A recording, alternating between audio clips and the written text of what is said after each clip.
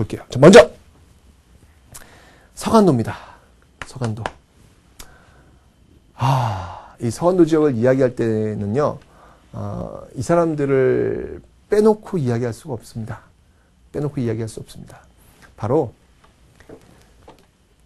이회영, 이시영 일가, 이씨 육형제 집안 이야기를 빼놓을 수가 없죠. 예, 이시영, 이회영, 이 이씨 육형제들은요, 당시 이 조선에서 여러분들 정말 잘 나가는 집안이었어요. 돈도 어마어마하게 많고요. 그리고 명성도 있는 아주 명가의 집안이었습니다. 그런데 지금 나라가 지금 식민지로 넘어가는 상황이 되자 이 이씨 육형제들이 회의를 합니다. 나라가 넘어가는데 우리가 과연 무엇을 할 것이냐. 일반적으로 여러분들 이런 상황에서 많은 사람들은 이런 생각을 하겠죠. 나라가 넘어가니 이제 우리가 어떻게 살아남을 것이냐. 어떻게 우리가 생존할 것이냐를 고민을 하는 게 일반적인 모습이지요. 그런데 이 육형제는요, 나라가 어려운데 우리가 어떻게 살 것이냐, 어떻게 무엇을 할 것이냐를 고민합니다. 무엇을 할 것이냐를 고민해요. 자, 그래서 그 육형제들이 모여가지고 회의 끝에 결론을 내립니다. 그 결론은 모든 재산을 다 팔아서 국외 독립운동 기지를 건설하자라는 쪽으로 결론이 내립니다. 이 당시 이들의 그 돈을요, 지금 쌀값으로 환산하면요, 쌀값의 기준이 좀 왔다 갔다 하니까 정확한 통계를 이야기하기는 좀 그렇지만 대략 지금 우리나라 돈으로 대략 환산해 보면요, 약 600억에서 800억. 또 어떤 기준으로 계산하면 1000억, 2000억도 넘는다고 합니다. 그러니까 어마어마한 돈이란 얘기예요. 지금 우리나라의 한 중견 기업 정도를 여러분 떠올리시면 되는 거예요. 그거를 다 팝니다. 다 팝니다. 다 팔고 바로 이 서간도 삼원보라는 곳으로 가게 됩니다. 삼원보라는 곳으로 가게 됩니다. 이 삼원보에서 바로 제가 말씀드렸던 바로 그 국외 독립운동 기지를 건설하게 되는 겁니다. 정말 여러분들 이야말로 노블리스 오블리주. 그러니까 이제까지 어떤 그 지배층이라고 할 수 있는 사람들 아닙니까? 돈도 많은 사람들이고요. 그리고 높은 관직을 가지고 있는 사람들이고요. 이 한반도에 살고 있음으로 인해 가지고 굉장히 많은 혜택을 받고 있는 사람들이에요. 그 혜택을 받고 있음이 내가 잘나서 그거 아니라는 겁니다. 이 사람들은요. 내가 잘났기 때문에 이 모든 혜택을 내가 다 받는 거다. 그거 아니라는 겁니다.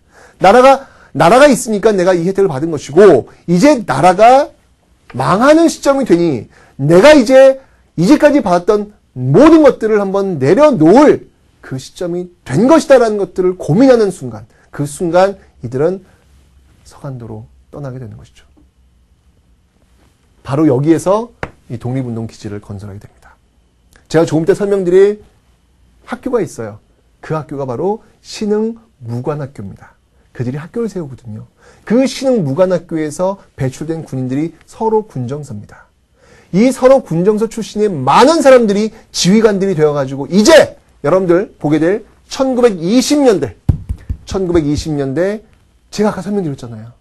그 자랑스러운 항일무장투쟁의 역사, 1920년대부터 시작되는 그 자랑스러운 그 항일무장투쟁의 역사의 지휘관으로서 또는 그 부대원으로서 자신의 모든 것들을 내바치는 독립투사들이 나오게 되는 겁니다. 잘 먹고 잘 살았냐고요? 아니에요. 여러분들 이 사람들은요, 그냥 가만히 있었으면, 여러분들 실제로 여러분들 1910년대 우리가 일제 식민지가 됐을 때요, 일본이 그 지배층들 있잖아요. 그 사람들한테는 여러분 앞에 제가 그 영상 보여드렸잖아요. 채무왕 보셨죠? 어떻습니까? 고위직에 있는 사람들한테 일본인들이 하사금을 막 때린다고요. 그들을 포섭하기 위해서. 예. 가만히만 있으면 일제정치에 동조해주면 이 사람들은 더 잘 먹고 잘 살 수 있는 그런 사람들이었습니다. 그런데 이들은 모든 걸 팔고 여기에 갑니다.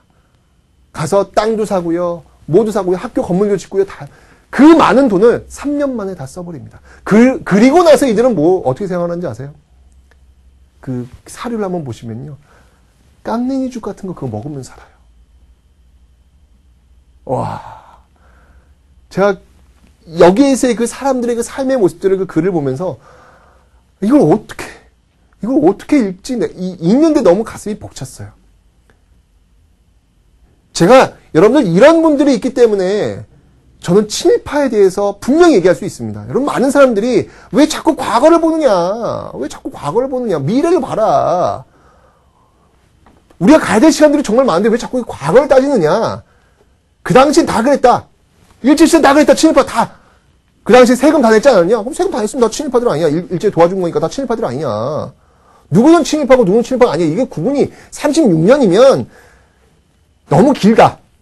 그 긴 생활 속에서 살아남아야 되기 때문에 우리는 어쩔 수 없이 친일을 할 수밖에 없는 것이다. 아니, 그게 친일이라고 의식 자체를 못한 것이다. 그게 그냥 하나의 삶이었다. 의식적인 친일이 아니라 그냥 그 자체가 하나의 삶일 수밖에 없는 긴 시간이었다. 라고도 이야기합니다. 네. 만약에 진짜 이런 국외독립운동기지, 1910년대 국외독립운동기지를 건설하기 위한 이런 노력을 한 분들이 안 계시다면 제가 동의하겠습니다. 아, 그랬군요. 일제 36년 동안 우리는 살아남기 위해서 모든 사람들이 다 친일할 수밖에 없었군요. 과거 돌아보지 않겠습니다. 라고 이야기할 수 있을 것 같습니다. 그런데 이런 분들이 계시다고요. 똑같이 많은 사람들이 일제 36년은 긴 시간 동안 어쩔 수 없이 살아남기 위해서 친일했노라 라고 변명하는 그 자리에도 이런 사람들은 자신들의 모든 재산 다 팔고 이곳에 가서 깡냉이죽 먹으면서 독립운동 기지 건설하려고 했던 사람들이 있었기 때문에 저는 그렇게 이야기할 수 없다. 오히려 그렇게 이야기하고 있는 지식인들이야말로 비겁하다라는 이야기를 하는 겁니다. 정말 여기 가서 이 사람들이 있었기 때문에 그 항일 무장투쟁의 역사가 이제 전개가 되고 있거든요. 한 번만 여러분들 우리가 친일파를 왜 청산해야 되는지 한번 고민을 한번 해보시기 바랍니다. 아니, 아주 쉽게 생각을 할게요.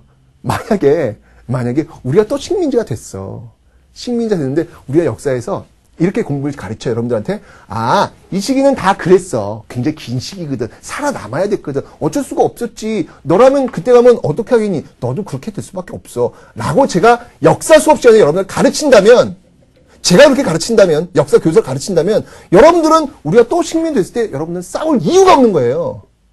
왜 싸웁니까, 여러분들? 사서고생합니까? 안 그렇습니까, 여러분들?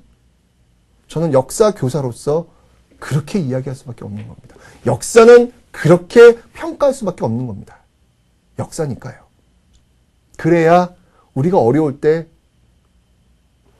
바로 이런 이씨 육형제와 같은 이씨 육형제의 뒤를 이은 우리들의 독립투사들이 또 나올 거니까요. 그의 아이들에게 독립조국을 만들어주기 위한 또 한 번의 몸부림을 또 칠 거니까요.